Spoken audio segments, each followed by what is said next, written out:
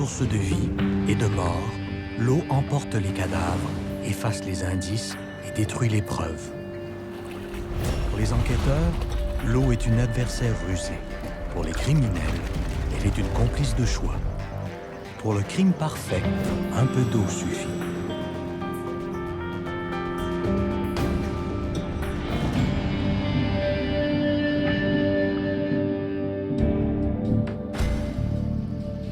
Pendant des mois, les enquêteurs ont suivi les pistes les plus variées, car dans cette affaire, un criminel rusé et pervers s'est assuré que l'eau ferait disparaître toutes les traces de son crime. Mardi 7 mai 2002. Une jeune fille de 14 ans n'est pas rentrée chez elle la veille. La famille pense qu'elle a couché chez une amie et que malheureusement, elle n'a pas suivi leurs directives et ne les a pas appelés. Au matin, le père de Jessica Grimard appelle ses amis pour essayer de la retracer, mais personne ne sait où elle se trouve. Alors, il avait aussi en tête une prémonition, si on peut dire, que sa fille était près de l'eau. Et non loin d'où demeure cette famille-là, il y a une rivière, la rivière des Prairies. Et le père avait l'intention de marcher jusqu'à la rivière des Prairies pour aller voir s'il n'y aurait pas des traces de sa fille à cet endroit-là. Le père décide de s'y rendre en suivant un petit ruisseau gonflé par les pluies printanières qui est situé à quelques centaines de mètres de sa maison.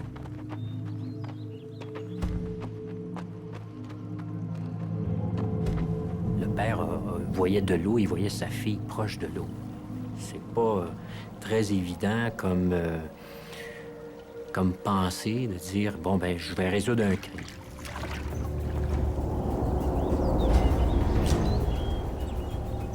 Mais quelques minutes après avoir quitté la maison, le père de Jessica découvre sa fille, assassinée. Joanne Bérubé, sergent détective à la section des crimes majeurs de la police de Montréal, est convoquée sur les lieux pour entamer l'enquête. Je sais qu'elle a été poignardée et égorgée et que c'est le père qui a découvert le corps de sa fille. France Gignac, technicienne en scène de crime, est appelée en renfort par Joanne Bérubé. Ce que je me souviens de cette journée-là, c'est qu'il y a eu une grosse averse en me rendant là-bas. Fait que je savais que c'était une scène extérieure. Et à ce moment-là, je me disais, mon Dieu, comment va être cette scène-là? Toutes deux savent que cette pluie va formidablement compliquer l'enquête. L'eau pourrait avoir effacé les empreintes de pas, délavé les taches de sang et détruit l'ADN. Joanne Bérubé et France Gignac commencent par faire le tour de la scène du crime sans descendre près de la victime.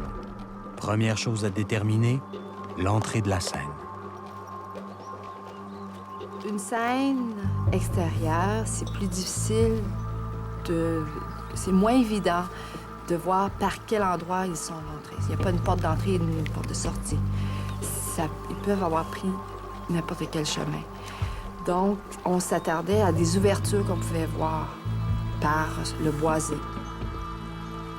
L'étape suivante pour Joanne Bérubé et France Gignac consiste à s'approcher de la victime en se concentrant sur ce qu'elles peuvent découvrir tout autour. En descendant le terrain, j'aperçois la victime dans le ruisseau. Et puis là, j'ai comme une bouffée de chaleur, si vous voulez. J'ai comme un tressaillement. Là, je me parle pour faire vraiment une barrière. Une barrière émotive parce qu'on ne doit pas se laisser aller à nos émotions. Je mets mes sentiments de côté, complètement. France Gignac observe tout de suite le ruisseau. Qu'est-ce que ces eaux ont bien pu emporter et jusqu'où?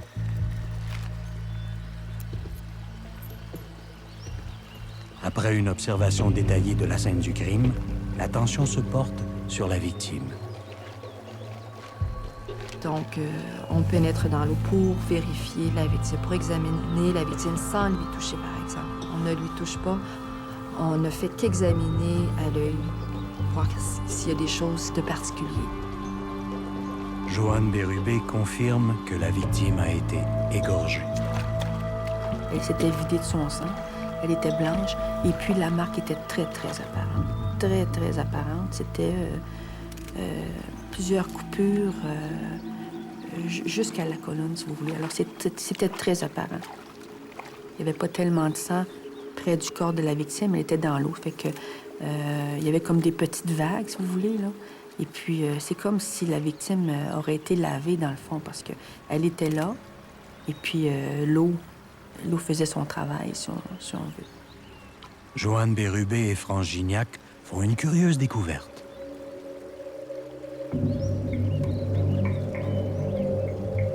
Ce qui me tracasse, c'est le fait que la victime a une feuille d'arbre en dessous de son 3e chandail. Elle est habillée, par contre, quand elle est dans le ruisseau. Mais cette feuille-là s'est ramassée là de quelle façon? Joanne Bérubé pense que la victime a été déshabillée, puis rhabillée. Donc, je me dis, il y a une possibilité d'agression sexuelle que, pour le moment, je ne peux pas confirmer ou infirmer. À ce moment-là, tout ce que j'ai comme indice, c'est cette fameuse feuille qui me laisse croire qu'il est possiblement arrivé quelque chose.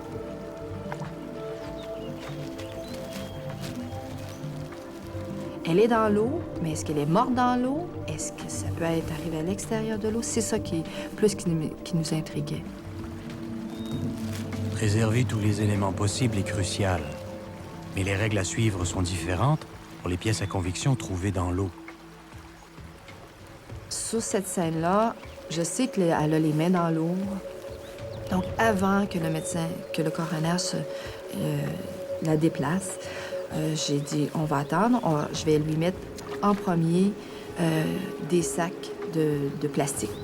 Donc, à ce moment-là, j'utilise des sacs de plastique pour lui protéger si elle a des choses dans les mains ou sous les ongles. Joanne Bérubé et Franz Gignac observent des taches de sang sur les troncs d'arbres et le feuillage. Ceci semble indiquer que la victime a été assassinée sur la terre ferme. Mais que s'est-il passé après? Est-ce qu'elle a été traînée jusqu'à l'eau? Est-ce qu'elle s'est traînée elle-même jusqu'à l'eau? Ou encore, est-ce qu'elle a été soulevée puis jetée dans le ruisseau? Pendant ce temps, Gilles Lafrance, sergent détective pour la section des crimes majeurs, commence à recueillir le témoignage du père de Jessica. On ne peut pas vivre ce deuil pleinement tout de suite là en partant parce qu'il faut collaborer, donner des informations, tout ça. On vient de perdre un être très cher, un enfant, une sœur. Et à ce moment-là, bien, il faut se rappeler des choses, qui sont ses amis, où elle allait hier soir, à quelle heure elle était supposée de rentrer, avec qui elle était. Gilles Lafrance apprend que la grand-mère de Jessica, qui habite tout près, a vu une voiture beige se garer. Elle a vu un homme en sortir et partir tranquillement à pied. Quand elle a regardé dehors avant de se coucher, la voiture était repartie. Joanne Bérubé et Franz Gignac devront reprendre leur enquête demain. Elles n'ont pas trouvé le moindre indice, pas de traces de pas, aucune arme. La pluie et l'eau du ruisseau semblent avoir réussi à tout effacer. Le lendemain, Mario Arbour, du groupe tactique d'intervention, est appelé en renfort. Les enquêteurs lui demandent de trouver l'arme du crime. Alors, on leur a expliqué exactement ce qu'on avait comme équipement, dont le détecteur de métal. Là, eux, ce qu'ils voulaient savoir, c'est si on était capable de faire des recherches avec cet équipement-là, autant dans l'eau que sur la terre ferme. Et effectivement, cet outil-là peut travailler dans l'eau, aller de façon sous-marine, comme on dit. Mario Arbour est bien conscient que les enquêteurs mettent beaucoup d'espoir dans cette recherche de l'arme du crime. Il sait aussi que fouiller un ruisseau présente des particularités. Et dans l'eau, entre autres, avec les roches et les feuilles, si on commence à jouer avec nos mains là-dedans, puis qu'on touche par mégarde l'outil ou le couteau, ça peut être dévastateur au niveau de l'enquête. Tandis que Mario Arbour fait route, Joanne Bérubé et Franz Gignac continuent d'examiner les lieux. On découvre vraiment, sous les feuilles qui étaient sur le dessus, il y avait du sang qui s'était accumulé. Avec l'humidité des feuilles, ça n'a pas eu le temps vraiment de sécher.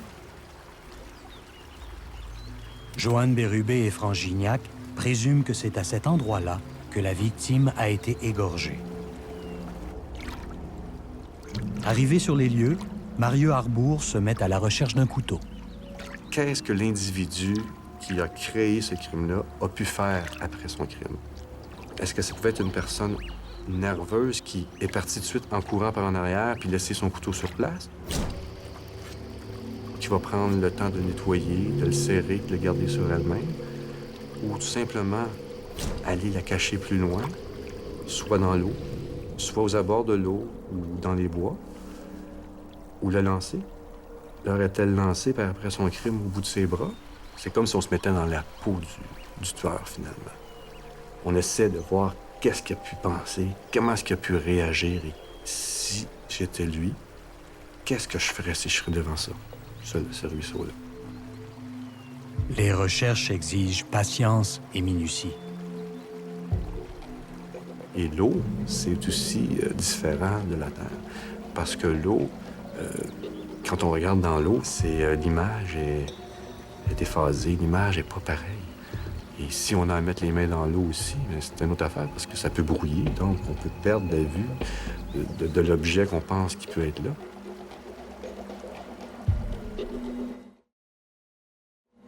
De leur côté, Franz Gignac et Joanne Bérubé progressent. On découvre aussi une deuxième boucle d'oreille qui était plus profonde dans les feuilles. Est-ce qu'elle a été arrachée par le suspect? Est-ce qu'on peut trouver l'ADN du suspect là-dessus? C'est ça qui, pour nous autres qui est important. À toute nouvelle découverte, les questions surgissent. Sur la scène, on peut présumer qu'il tout. C'est un homme, c'est une femme. Là, une jeune fille de 14 ans qui est retrouvée morte. Est-ce que c'est de la jalousie? Ça peut être un homme ou une femme. Toutes ces choses nous sont venues en esprit. Après plusieurs heures, Mario Harbour doit s'avouer vaincu. Rien. On n'a rien trouvé qui pouvait nous dire que ça appartenait au suspect. Ça nous a poussé à penser que l'individu n'était pas nerveux et qu'il était conscient de ses actes et qu'il a possiblement et fortement gardé l'arme du crime avec lui. Après 2 jours d'enquête, les détectives n'ont toujours aucune piste.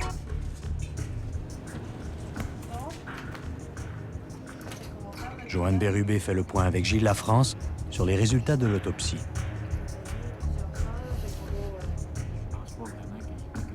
La victime a 25 plaies, dont 9 plaies de défense, et qu'elle est poignardée sur le corps et égorgée, mais très profondément, avec rage. C'est vraiment, là, c'est vraiment profond comme blessure. Et puis, je lui demande s'il y a si elle a été agressée sexuellement. Et puis, le pathologiste l'informe qu'il n'y a pas d'évidence d'agression sexuelle. La feuille que Joanne Bérubé a trouvée sur le corps de Jessica continue de la hanter. Elle appelle le médecin légiste pour lui faire part de ses soupçons. Comme il n'y a aucune trace de sperme ou de blessure, le médecin légiste lui explique qu'il ne peut ni confirmer ni écarter la possibilité d'un viol.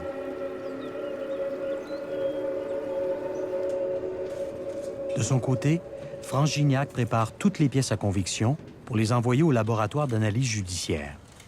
Elle espère que malgré toute la pluie, malgré toute l'eau du ruisseau, les scientifiques pourront trouver des traces d'ADN. La communauté est bouleversée. Près de 1000 personnes se rendent au salon funéraire et compatissent avec les parents et les amis. D'autres viennent se recueillir dans le boisé.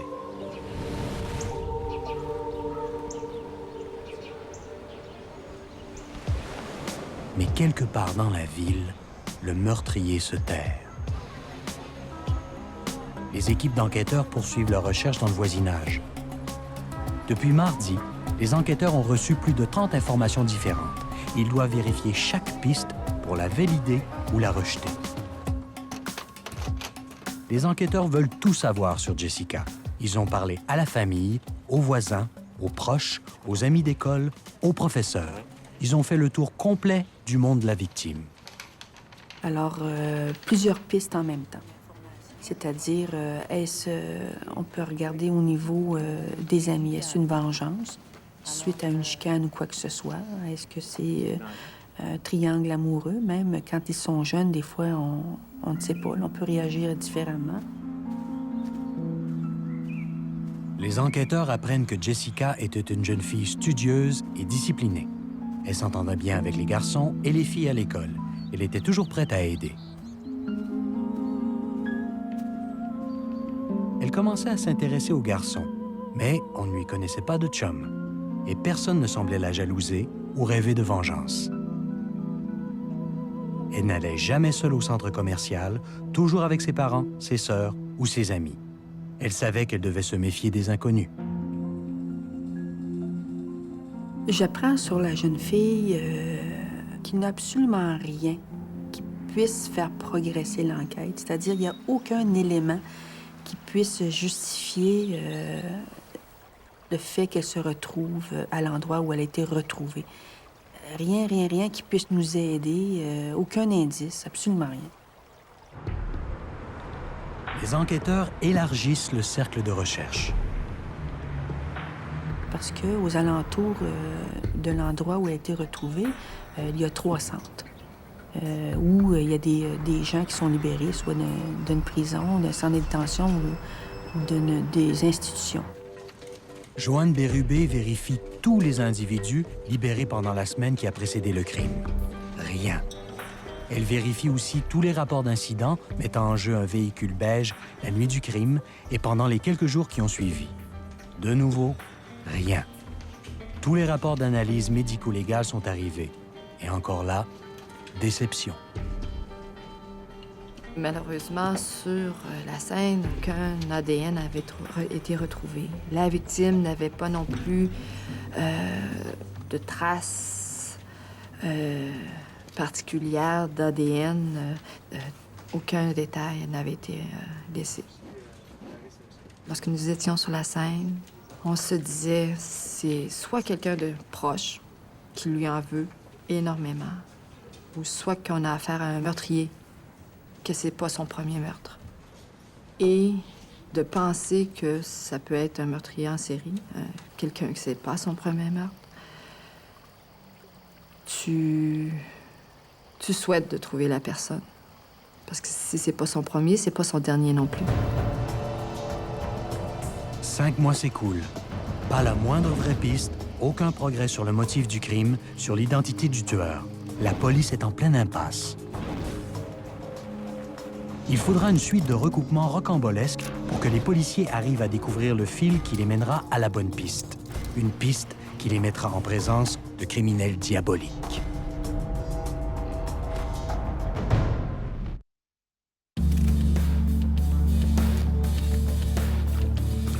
Cinq mois se sont écoulés depuis la mort de Jessica Grimard, 14 ans, retrouvée tout habillée, la gorge tranchée de plusieurs coups de couteau violents, près d'un petit ruisseau en banlieue de Montréal. Le meurtrier court toujours, convaincu que l'eau a joué en sa faveur.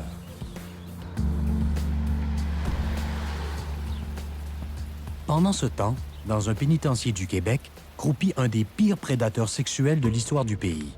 Un délinquant dangereux condamné à la prison à perpétuité. Au cours d'une vérification de routine, un agent de sécurité préventive ouvre le courrier envoyé aux détenus. Dans une enveloppe adressée à cette cellule, il trouve une photo pornographique d'une très jeune fille. Cette photo amène l'agent à demander une autorisation spéciale pour lire le volumineux courrier qui entre et sort de la cellule du délinquant. Pendant 6 semaines, tout le courrier entrant et sortant de la cellule du prisonnier est photocopié avant d'être acheminé. Jennifer Coulombe, analyste à la section des agressions sexuelles, se voit confier une vingtaine de lettres à examiner. Elle tente d'établir une chronologie parmi les histoires dépravées racontées dans ces lettres. Il y avait beaucoup de choses dans ces lettres qui n'étaient pas vraies, qui n'étaient jamais arrivées. C'est parce que les lettres avaient été écrites pour divertir. Mon objectif à moi, c'était de lire les lettres pour voir si elles mentionnaient un crime et si je pouvais rapprocher ce crime-là d'un crime qui avait été signalé à la police. Les lettres sont toujours signées, le plus souvent Frank ou Frankie. Quand il parlait d'un crime, il prenait un pseudonyme et il écrivait à la troisième personne. Par exemple, il écrivait « L'aventure de Bob ». Tout à coup, Frank devenait Bob le temps du crime, et puis après, il redevenait Frank. Parmi toutes les lettres d'horreur, Jennifer Coulombe tombe sur le récit d'une agression sexuelle qui donne le nom de la victime, une jeune femme d'une vingtaine d'années. C'est la seule des lettres où la victime est identifiée. Cette lettre transpire la vérité. Jennifer Coulombe en avise ses supérieurs. Le détective chargé de cette affaire est Serge Richard, enquêteur à la section des agressions sexuelles, Montréal. En juillet 2002, j'ai été mis au courant d'une plainte qui avait été portée en matière d'agression sexuelle. Une jeune femme dans la Rivière-des-Prairies qui avait réussi à se sauver des griffes de son agresseur. Ce qu'elle avait raconté aux policiers, c'est qu'elle attendait de prendre un autobus. C'était une journée pluvieuse, qu'un individu qui était arrivé avait interpellé, ils ont jasé, ils ont parlé de température. Et cet individu-là lui a offert un transport. Il dit « J'ai un véhicule pas tellement long ». Un coup rendu à son véhicule, lui ouvre la porte poliment, elle prend place à l'intérieur du véhicule.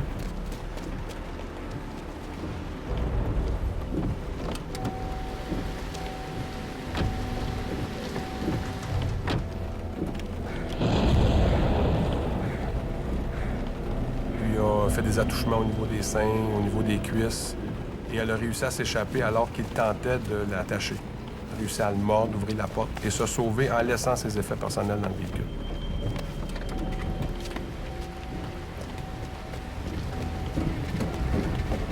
On avait une description d'un véhicule américain de couleur pâle. On avait la grandeur, le poids, l'âge, description physique, mais pas assez pour faire un portrait robot. La lettre remise à Serge Richard ne donne pas seulement le lieu et la date de l'agression, mais sur son enveloppe, il y a aussi une adresse de retour. Donc, ce matin-là, je me suis présenté à l'adresse commerciale. Je me suis mis à faire le tour du secteur pour localiser un véhicule américain de couleur pâle. À partir de la plaque d'immatriculation, il retrace l'identité du propriétaire, un certain Angelo Colalillo, commerçant en appareils et services de téléphonie. Colalillo a un lourd casier judiciaire, avec plusieurs agressions sexuelles violentes.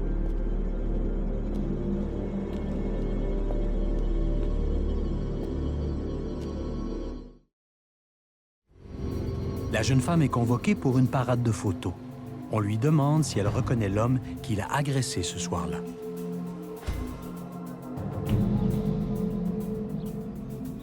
Positif. Elle reconnaît l'individu pour lequel on avait identifié avec la plaque d'immatriculation, qui est Angelo Colalillo. Elle le reconnaît sur l'appareil photographique. C'est son agresseur. Elle reconnaît son agresseur. Un ordre d'arrestation et 9 mandats de perquisition ont été demandés par les enquêteurs. Ils attendent l'autorisation de passer à l'action. Colalillo semble sur les dents. Entre-temps, Serge Richard fait une demande de filature. Mario Arbour, du groupe tactique d'intervention, est chargé de le filer. Il sait que Colalillo a été emprisonné plusieurs fois pour viol et qu'il peut être armé. On voulait surtout pas le perdre. On voulait surtout l'arrêter et qu'il n'y ait plus de victimes non plus. On avait l'impression qu'il était à la recherche d'une victime. Il s'est promené beaucoup, a passé la nuit debout, là, à se promener une demi-heure, 3/4 d'heure, 1 heure. S'il voulait se reposer, il stationnait son véhicule en bordure, penchait le banc, 10, 15, 20 minutes, il repartait. Nous, on est comme des chiens enchaînés qu'on attend juste de nous faire donner le go. Mais ceux qui tiennent les chaînes, c'est les enquêteurs.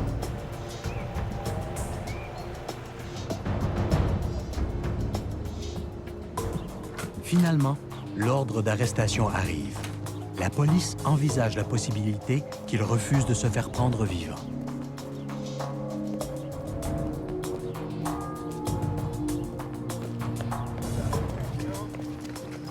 Je me souviens comme c'était hier, ça, c'est que quand on s'est avancé et que on a visualisé et interpellé l'individu, ça a été comme... On l'a, là. C'est fait. Kolalilo est arrêté pour l'agression sexuelle sur la jeune femme qu'il avait prise à l'arrêt d'autobus. Calme, très calme. À un point tel que c'en était presque choquant. Parce que c'est comme s'il n'y avait aucun remords de ce qu'il avait fait, cet individu-là. C'est comme si tout était correct, tout était normal pour lui. Et c'était assez spécial à voir. Et même lors de son menottage, aucun signe de nervosité, aucune raideur de sa part. Un regard, par contre, qui était lointain. Un regard qui était sans vie.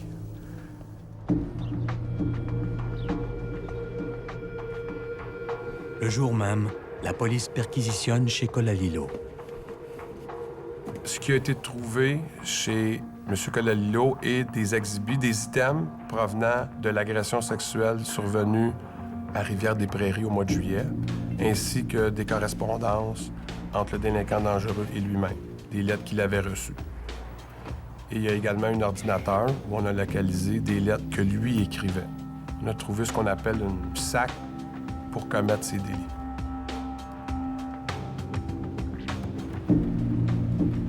À cette époque, les enquêteurs savent seulement avec certitude que Kolalilo a agressé la jeune femme de l'arrêt d'autobus. Est-ce qu'il aurait commis d'autres délits? Je rencontre M. Kolalilo dans le cadre d'un interrogatoire qui a duré environ 5 heures, 5 heures et demie. J'essaie d'en connaître un petit peu plus sur lui, sa vie personnelle, sa vie privée, son enfance, et ainsi de suite. On jase, comme si j'essayais de me faire ami avec quelqu'un. Il était assez ouvert quand on parlait de toutes sortes de choses.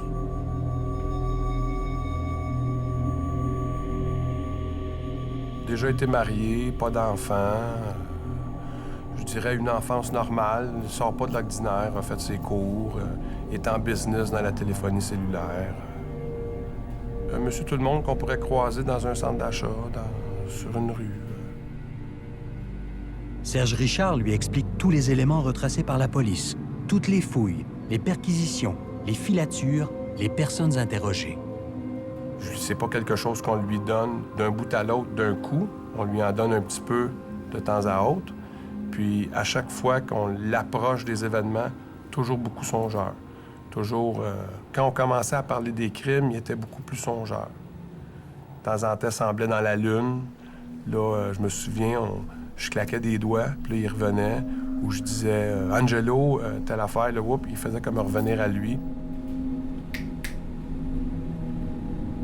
J'avais comme l'impression, je sais pas si vous avez déjà vu le film « Le silence des agneaux ». Moi, c'est un des interrogatoires les plus longs que j'ai fait dans ma carrière. Et puis j'avais comme l'impression d'être avec un type de ce genre.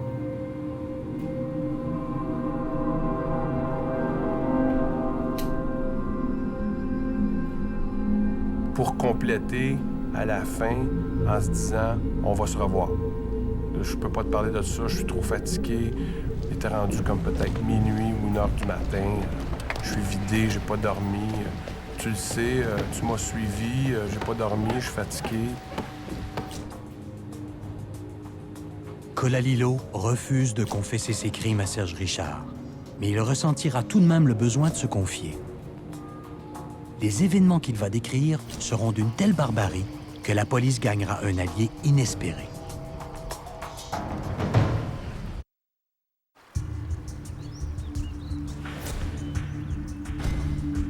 Une jeune fille de 14 ans a été égorgée et laissée sans vie dans un ruisseau menant à la rivière des Prairies. Les enquêteurs, qui sont sans la moindre piste dans cette histoire, ont arrêté un homme pour agression sexuelle dans le même secteur de la ville. 15 minutes. OK. Bye. Je suis appelé à aller m'occuper d'un détenu qui doit passer un test de polygraphie dans un dossier de meurtre pour lequel il était accusé. Le détenu confie à Gilles Lafrance que son voisin de cellule s'est confessé à lui du crime démoniaque d'une toute jeune adolescente qu'il a égorgée et laissée dans un ruisseau, tout près du pénitencier. Alors, moi, quand il nous dit ça, ayant travaillé sur le cas de la jeune fille qui était justement dans ce voisinage-là, je dis, tabarnouche, on a notre suspect qui est ici, dans le centre de détention.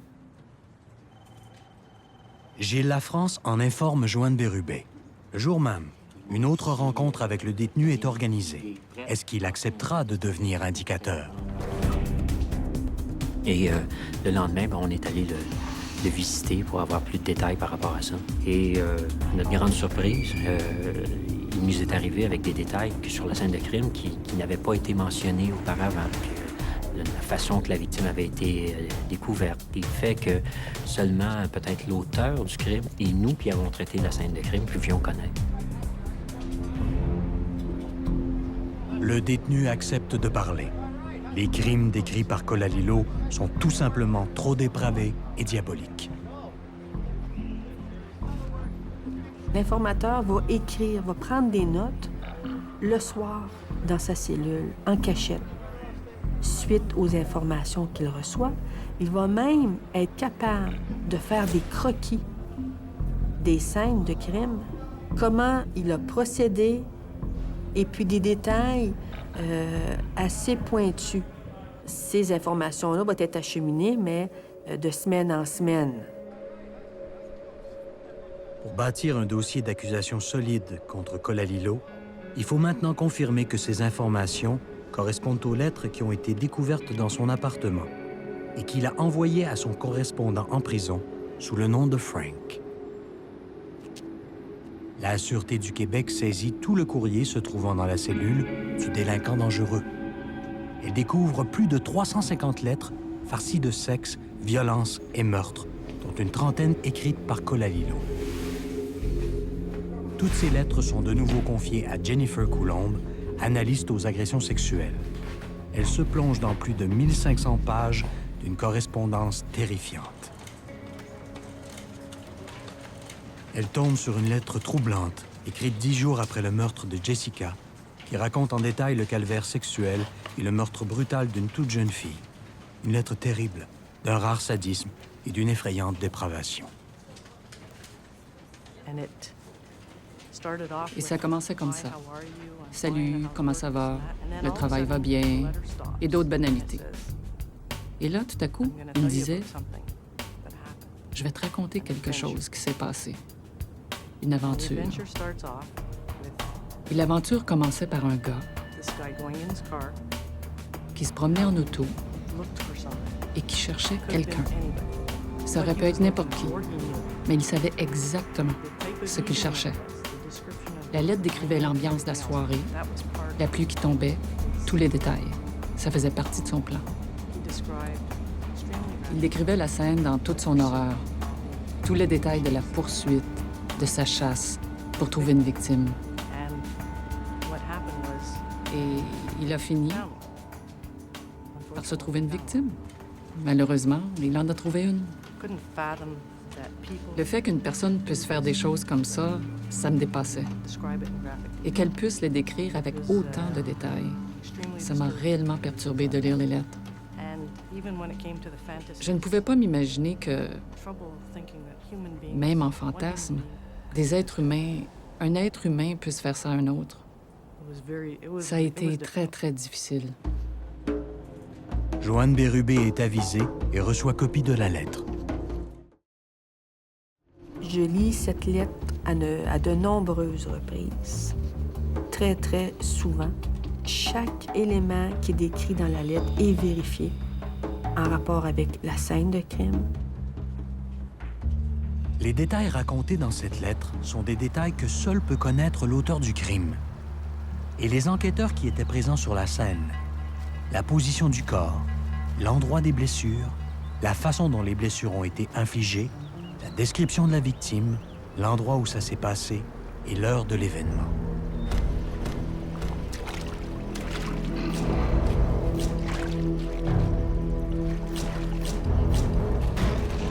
Alors, c'est très difficile de lire tous ces détails-là. C'est difficile dans le sens que quand on fait une scène, on y va avec les éléments qu'on a. Mais en lisant cette lettre-là, on peut voir les sentiments de l'agresseur, comment il pouvait aimer ce qu'il faisait. Et il décrit également les sentiments et la souffrance de la victime. Colalilo chasse activement. Il a repéré une proie. Il écrit « Je vais l'attendre la semaine prochaine et voir où elle habite. Le lendemain, je tenterai de voir s'il y a quelqu'un à la maison durant le jour. Sinon, j'utiliserai la technique du livreur de fleurs. Crois-moi, je travaille fort pour ne laisser aucune trace. » La veille du meurtre de Jessica, Colalilo a décidé de passer à l'action. Un peu après 8 heures, il croise sa proie. Quelques centaines de mètres encore, et elle sera chez elle, en sécurité. Il faut l'intercepter, calmement, sans l'effaroucher. Il lui demande si elle a l'heure, et il engage la conversation. Et puis là, il va sortir un couteau, et puis il va lui mettre à la gorge, et il va l'amener dans le boisé. Et puis, il va l'agresser sexuellement. Il la viole sauvagement près du ruisseau. Puis il met son plan à exécution pour faire disparaître les traces de son crime. Il promet la vie sauve à sa proie si elle fait ce qu'il lui dit. Après l'agression sexuelle, il va ordonner à la victime « Tu vas aller te laver dans le ruisseau. Je veux pas que tu restes rien avec moi, là. Tu vas aller te laver. » Puis il avait mis un condom. Puis là, la victime, elle veut pas parce que l'eau est très froide. Fait que là, il lui dit, en lui montrant le couteau, « T'as pas le choix, tu vas te laver. » Quand elle sort frissonnante du ruisseau, il la laisse se rhabiller. Alors, c'est à ce moment-là qu'il va l'égorger, puis la poignarder à plusieurs reprises. Rendu à son domicile, il va se coucher puis repenser à ce qu'il a fait parce qu'il se sent tout excité. Et à un moment donné, il va dire « Ah, il y a de l'ADN. J'ai pas tout enlevé l'ADN. » Alors, il va retourner sur les lieux. Il va prendre le corps de la victime, puis là, la brasser un petit peu pour la laver. La lettre qui raconte tout cela est datée du 17 mai 2002, soit 10 jours après le crime. Ligne après ligne, le meurtrier y a revécu ses actes pour les faire partager avec jubilation à son ami. C'est vraiment un prédateur, là. C'est vraiment une personne qui a du sang-froid. C'est vraiment une personne qui est cruelle, qui connaît nos techniques d'enquête, qui va tout faire pour pas se faire prendre, quitte à risquer de retourner à 2 reprises sur une scène de crime. Parmi les lettres, Jennifer Coulombe a retracé 2 autres histoires de viol et de meurtre qui semblent bien réelles. Ces histoires concordent avec les morts de 2 jeunes filles en 1993. Dans les 2 cas, l'assassin a eu recours au feu et à l'eau pour masquer l'évidence. Est-ce que Colalilo pourrait être derrière ces morts jusqu'ici classées accidentelles? Alors, c'est de vérifier au niveau des 2 autres dossiers de meurtre qui ont été camouflés en incendie, à savoir si je peux pas reprendre l'enquête pour aller chercher vraiment des éléments pour corroborer les scènes. Le dossier Colalilo s'est alourdi considérablement. Il semble destiné à la prison à perpétuité. Sera-t-il capable d'échapper à son sort?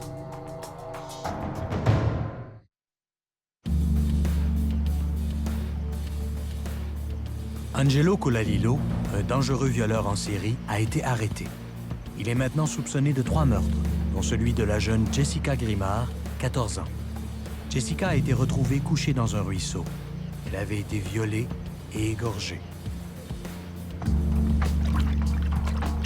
Dans les lettres écrites par Colalilo, Jennifer Coulombe croit découvrir des confessions pour des meurtres qu'il aurait commis. Dans une des lettres, il décrit son modus operandi, comment il a commis un crime, une agression sexuelle.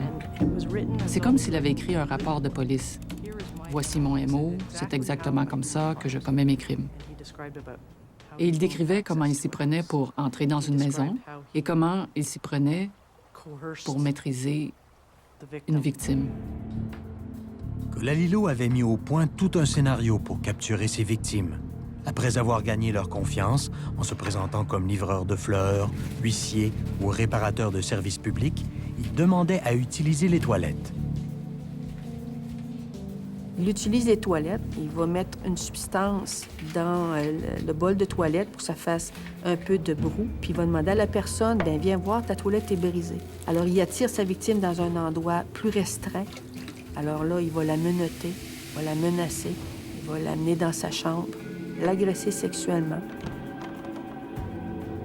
Et puis, il va également utiliser un procédé, c'est-à-dire sa méthode Spock. C'est qu'il va étrangler sa victime juste assez qu'elle respire encore. Puis après ça, il va mettre l'incendie. Alors, la victime respire encore. Elle n'a pas de marque. Jusqu'alors, il avait toujours capturé ses proies dans un lieu sûr, à l'intérieur de leur maison ou dans son auto. Des lieux où il pouvait vérifier qu'il avait effacé tout élément de preuve. Pour la première fois de sa vie, Colalilo s'est écarté de son modus operandi. Et il est resté hanté par la peur d'avoir laissé des traces au bord du ruisseau. C'est ce qui l'a poussé à parler à son voisin de cellule. Et c'est pour cela que la police a ses aveux enregistrés. Les preuves sont donc accumulées. Joanne Bérubé peut présenter son dossier d'accusation à un procureur pour 3 meurtres. Maître Louis Boutillier, procureur de la Couronne, entre en jeu. Il aura affaire à forte partie.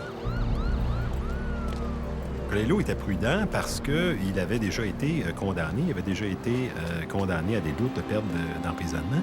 Il explique d'ailleurs dans ses lettres qu'il a été imprudent par le passé et qu'il ne le serait plus. Donc, il disait que, en termes imagés, qu'il ne laisserait plus une victime marcher ou s'éloigner de lui si cette personne est en mesure de l'identifier. La Couronne estime avoir des preuves accablantes. Les confessions détaillées faites par Colalilo à l'indicateur, qui sont des aveux enregistrés, et les descriptions données dans les lettres, qui sont des aveux écrits et signés. On dit souvent que dans un procès criminel, on a un témoin qui est très important. Mais dans ce cas-ci, notre témoin important, c'était les lettres que Colalilo avait adressées là, à l'individu qui était détenu à Port-Cartier. Quels que soient ses crimes, un accusé a le droit de se défendre. L'avocat de Colalilo fait objection à l'admissibilité des lettres, tellement explicites et pornographiques qu'elles risquent de trop influencer un jury. Il faut dire aussi que dans ces lettres, Colalilo parle de ses plans futurs et donne des détails scabreux sur des crimes à venir. Des détails, bon, je vous fais grâce des détails, mais il s'agit de choses tout à fait épouvantables, mettant en scène des jeunes enfants, leurs parents, des scènes de violence inouïe, avec souvent la mort de la jeune victime. Dans ses lettres, Colalilo évoque aussi son rêve ultime. Et son rêve à lui, c'était d'être à l'extérieur, de faire évader son copain qui était en institution, de se retrouver une maison et d'apporter des victimes à cette maison-là pour pouvoir assouvir leurs bas instincts. Alors, et là-dessus, il se comparait à un autre psychopathe célèbre, Paul Bernardo. L'enquête préliminaire commence. Pour triple meurtre, Colalilo comparait aux audiences.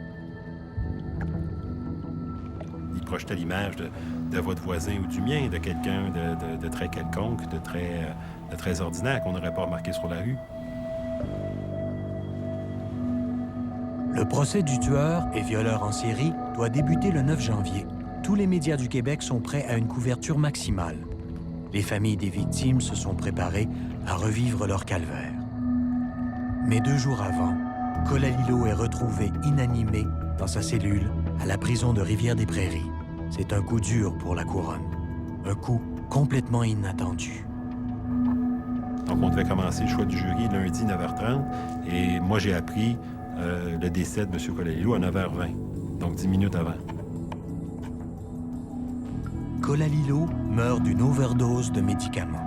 Certains pensent qu'en se suicidant, Colalilo s'est infligé la peine capitale. D'autres pensent qu'il a évité un procès retentissant et ignoble. Avec l'eau comme complice, Colalilo croyait qu'il pourrait camoufler ses meurtres et se défiler. Mais grâce au travail d'équipe des enquêteurs, le filet s'est resserré autour de lui et il a été pris à son propre jeu.